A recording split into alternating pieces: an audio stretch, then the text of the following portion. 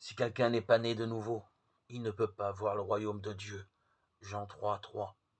À tous ceux qui l'ont reçu, il leur a donné le droit d'être enfants de Dieu, c'est-à-dire à ceux qui croient en son nom. Jean 1, 12. Une heure avant de naître, que savions-nous du monde?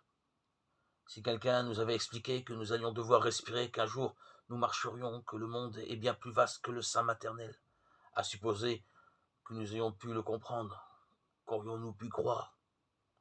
Or, entre notre monde et le royaume de Dieu, il y a encore plus de différence qu'entre le sein maternel et notre présence dans ce monde. Comme pour venir au monde, il nous a fallu naître. Il nous faut une naissance nouvelle, une naissance d'en haut, pour entrer dans le royaume de Dieu. Peut-être vous demandez-vous, comme Nicodème à qui Jésus a révélé cette nécessité de naître de nouveau, ou d'en haut, comment un homme peut-il naître quand il est vieux? Jean 3, 4. Alors écoutez la réponse de Jésus. Ce qui est né de la chair est chair, et ce qui est né de l'esprit est esprit. Ne t'étonne pas de ce que je t'ai dit. Il vous faut être né de nouveau. Jean 3, 6, 7.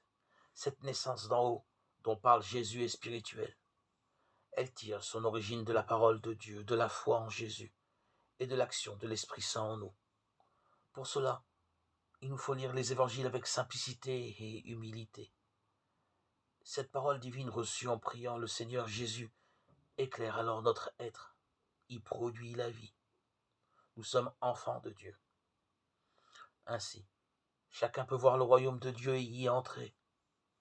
Ce domaine caractérisé par ce que Dieu est, amour et lumière, et où habite la justice, paix et joie, dans l'Esprit Saint.